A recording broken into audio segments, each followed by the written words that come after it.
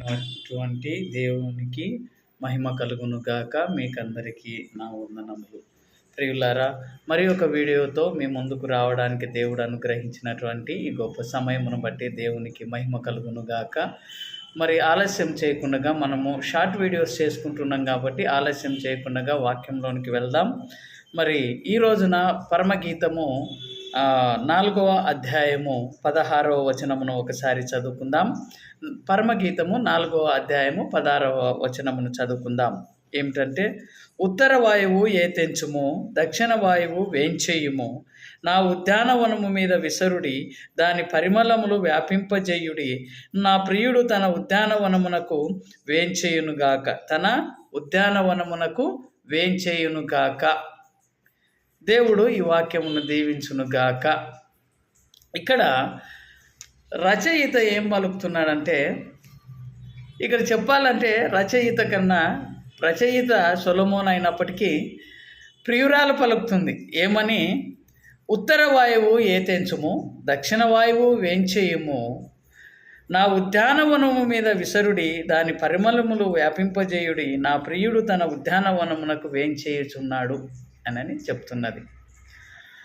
మనం ఇందాక నేర్చుకున్నటువంటి పాఠములలో మామూలుగా ప్రియురాలంటే సంఘము, ప్రియుడు అని అంటే యేసు ప్రభు అని మనకు తెలుసు. కాబట్టి మరి ఈ రోజున ప్రియురాలు ఉత్తర వాయువును గురించి పిలుస్తుంది. ఏమంటుంది? ఉత్తర వాయువు ఏతెంచుము, దక్షిణ వాయువు వేంచేయము అని అంటుంది. అంటే ఉత్తరాన ఉన్నటువంటి గాలిని పిలుస్తుంది, దక్షిణాన ఉన్నటువంటి గాలిని పిలుస్తుంది. నా ఉద్యానవనము మీద విసరుడి, దాని పరిమళములను వ్యాపింపజేయుడి అని అడుగుతున్నదన్నమాట. అసలు ఉత్తర వాయువు దక్షిణ వాయువు అంటే ఏమిటి? మరి ఎందుకు తన ఉద్యానవనం మీదకి పిలుస్తున్నది? తన ప్రియుడు వస్తున్నాడనని ఆతురత పడుతున్నది కదా, సిద్ధపడుతుంది, ఆతురత పడుతుంది కదా, తొందరపడుతుంది కదా. ప్రియుడు వస్తాడనని ఆ ప్రియురాలు తొందరపడతా ఉన్నది. అయితే ఇక్కడ మనం గమనించాల్సింది ఏంటంటే, ఉత్తర వాయువు అనగానే దేవుని యొక్క సభాపర్వతము ఉత్తర వైపుననే ఉంటుంది. దేవుని యొక్క సభాపర్వతము ఉత్తరము వైపున ఉంటుంది. కాబట్టి అక్కడి నుంచి వీచేటువంటి గాలి, దేవుని యొక్క గాలి దేవుని వైపు నుంచి వచ్చేటువంటి ఆ ఉత్తరం సభాపర్వతం మీద నుంచి వచ్చేటువంటి గాలి ఈ ఉద్యానవనం మీద వ్యాపింపచేయము అని అడుగుతుంది. అసలు ఈ ఉద్యానవనం అంటే మనకేమిటి? ఉద్యానవనం ఎలా ఉంటుంది? ఉద్యానవనము చక్కగా మంచి పూల మొక్కలతోనే ఉంటుంది కదా. అడవిలాగా అన్ని రకాలైనటువంటి పిచ్చి చెట్లతో ఉండదు. ఉద్యానవనం అనగానే అది ఒక తోట కదా, మంచి పువ్వులు పూసేటువంటి ఒక మంచి తోట. ఈ తోటలో అన్ని పూల మొక్కలు ఉంటాయి. అవి కూడా పిచ్చి మొక్కలు పూలు పూస్తాయి, కానీ దాని వాసన వేరే ఉంటుంది. కానీ సువాసన కలిగినటువంటి పూల మొక్కలు మాత్రమే ఉద్యానవనంలో ఉంటాయి కదా.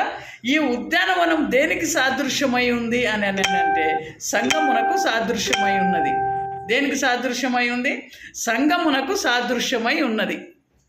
కాబట్టి ఇప్పుడు ఈ ప్రియురాలు పిలుస్తున్నది ఏమిటి అని అంటే, ఉత్తర వాయువు ఏతెంచుము, నా ఉద్యానవనం మీద వ్యాపింపచేయుము, విసరుము అని అడుగుతూ ఉంది. అంటే దాని అర్థం ఏంది అంటే, సంఘములో ఉన్నటువంటి ప్రతి ఒక్కరు కూడా ఒక పూల మొక్క లాంటి వారు. సంఘములో ఉన్నటువంటి ప్రతి ఒక్కరు కూడా ఉద్యానవనములో ఉన్నటువంటి ఒక మంచి పూల మొక్క లాంటి వారు. ఈ పూల మొక్క ఉద్యానవనములో ఏ విధంగా అయితే పరిమళిస్తుందో, దానికి నీరు కట్టినప్పుడు బాగా పెరిగి తను పూతకొచ్చినప్పుడు, పువ్వులు పూసినప్పుడు ఎంత హ్యాపీగా ఉంటుందో, ఎంత సంతోషంగా ఆ పూలను పూస్తుందో, ఆ పూసినప్పుడు మనందరికి కూడా ఎంత హ్యాపీగా ఉంటుంది, ఎంత సంతోషంగా ఉంటుంది. మనం లోపలికి వెళ్ళినప్పుడు మంచి వాసన మనకు తగిలింది అనుకో, అబ్బా ఎంత సువాసనరా, ఎంత మంచిగా ఉంది, ఏం పూలురా ఇవి అని మనం అందరం కూడా అనుకుంటామా లేదా? అనుకుంటాం. కాబట్టి మంచి సువాసన అంటే పరిమళము, పువ్వు పూసిన దాన్ని పరిమళించింది అని అంటాం, అంటే వికసించింది అని కూడా అంటాం. పువ్వులు పూస్తే చెట్టు ఫలించినట్టు అలాగుననే దేవుడు ఏమంటున్నాడంటే, దేవుడు ఏమంటున్నాడంటే మనము కూడా సంఘములో ప్రతి ఒక్కరము కూడా అలా ఫలించాలి, అభివృద్ధి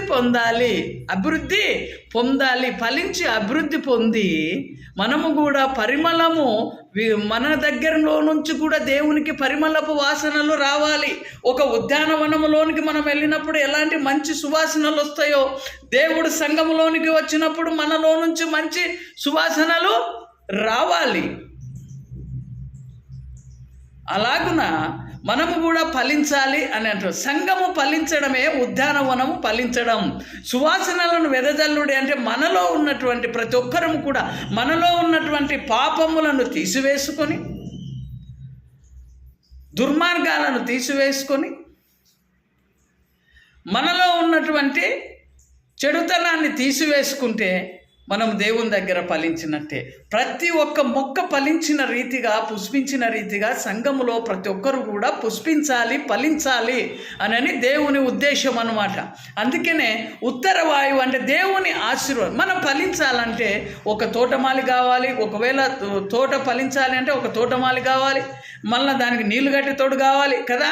మొక్కలు చెదిరిపోకుండా, ఇరిగిపోకుండా దానిలకు అంటు కట్టే వాళ్ళు కావాలి.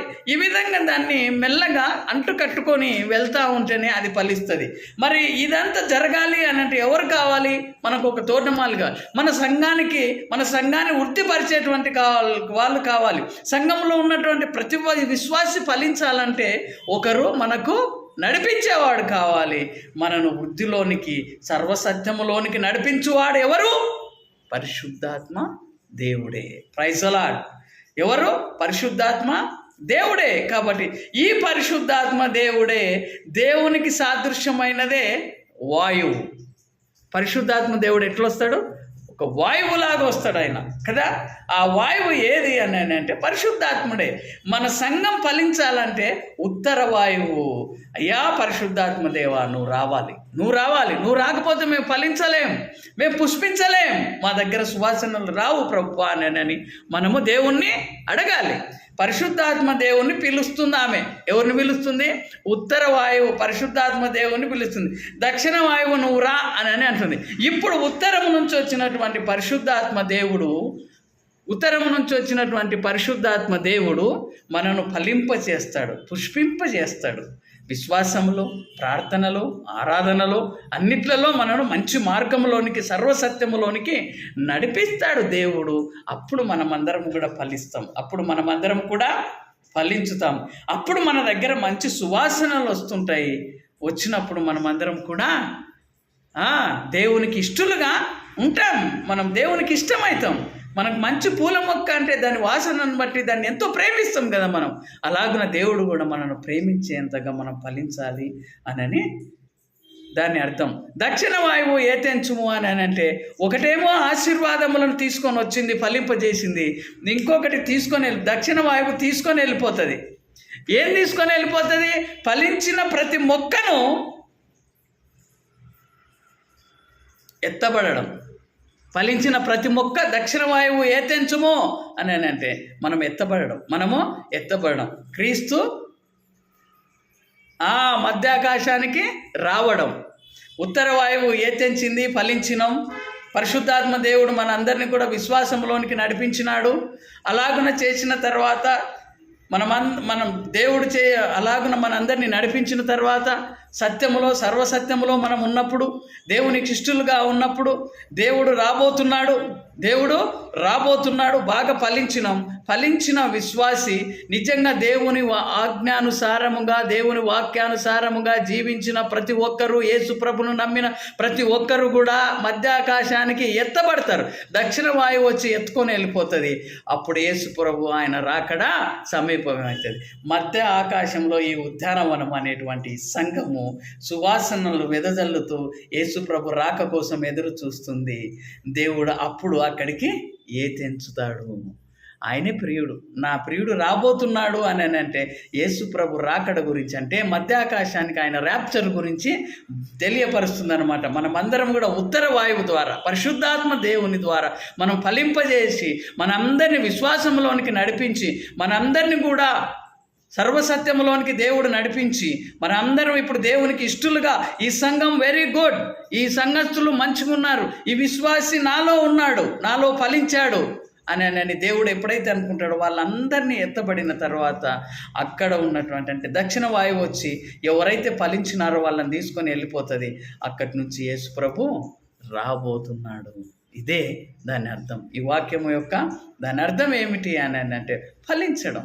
మనం కూడా ఈ రోజున ఫలించలేక పరిశుద్ధాత్మ దేవుని సహాయము కోరకుండగా, అసలు ఈ వాక్యానికి అర్థం లేకుండగా దేవుడు ఎన్నోసార్లు మారు మనసు పొందండి, పాపములను వదిలేయండి అని దేవుడు ఎన్నిసార్లు చెప్పినా మనం వాటన్నిటిని పెడచెవిన పెట్టి మనము దేవునిలో ఎదగకుండగా, ఫలించకుండగా అలాగే ఉండిపోతున్నాం. మనము ఫలించని మొక్కల వలె అలాగే ఉన్నాం. కానీ అలా ఉన్నటువంటి మనల్ని నడిపించేవారు ఒకరున్నారు, ఫలింప చేసేవారు ఒకరున్నారు. ఉత్తర వాయువు ఆయనే పరిశుద్ధాత్మ దేవుడు, ఆయనే దక్షిణ వాయువు. తెచ్చేవాడు ఆయన్నే, తీసుకెళ్లేవాడు ఆయనే, ఫలింప చేయువాడు ఆయన్నే, మనల్ని నడిపించువాడు ఆయన్నే, తీసుకొని యేసు ప్రభుకు అప్పచెప్పేవాడు ఆయనే. వాయువు అంటే ఎవరో కాదు, పరిశుద్ధాత్మ దేవుడు. ఉద్యానవనం అంటే సంఘం ఫలించాలని, మంచి వాసనలు రావాలని, మన ప్రవర్తన మంచిదైతే, మన ఆలోచన మంచిదైతే, మన మాట మంచిదైతే దేవునికి మన దగ్గర నుంచి మంచి వాసన రాదా, సువాసన రాదా? ఇప్పుడు దుర్గంధపు వాసన వస్తుందేమో నీలో నాలో పాపం ఉండడం వల్ల. వాటన్నిటిని తీసేసుకుందాం. పరిశుద్ధాత్మ దేవుని సహాయాన్ని కోరి, ప్రభువా నాయన మరి మమ్మల్ని క్షమించు నాయనా, మాలో ఉన్నటువంటి పాపాన్ని అంతటిని తీసివేసి మమ్మల్ని ఫలింపచేయి, పుష్పింపచేయి తండ్రి. మా దగ్గర దుర్గంధపు వాసనను తీసివేసి మంచి వాసనను మాలో నుంచి నాయన వచ్చుటకు సహాయం చేయి ప్రభువా. ఎత్తబడే సంఘములో ఉత్తర వాయువుగా మమ్మల్ని ఫలింపజేసావు, దక్షిణ వాయువుగా మమ్మల్ని యేసు ప్రభుకు అప్పజెప్పు తండ్రి అని పరిశుద్ధాత్మ దేవుని ప్రార్థన చేసుకుందాం. మనమందరం కూడా ఫలించి దేవుని సన్నిధికి, ఆయన ర్యాప్చర్లో మనం కూడా ఉండాలని ప్రభు పేరిట మీ అందరినీ, నన్ను దేవుడు మనందరినీ కూడా తీసుకొని వెళ్ళాలని ప్రార్థన చేసుకుందాం. పరిశుద్ధుడమైన దేవానికి స్తోత్రములు తండ్రి. మీరు చెప్పినటువంటి వాక్యమును బట్టి నీకు స్తుతులు స్తోత్రములు చెల్లించుకుంటున్నాము నాయన. మమ్మల్ని ఫలింపచేసి నాయన ర్యాప్చర్లో మేమందరం కూడా ఎత్తపడే సంఘములో ఉండటకు సహాయమును చేయమని మా ప్రభువు రక్షకుడవైన యేసుక్రీస్తు నామములో ప్రార్థించి వేడుకొంచున్నాము తండ్రి. ఆమేన్.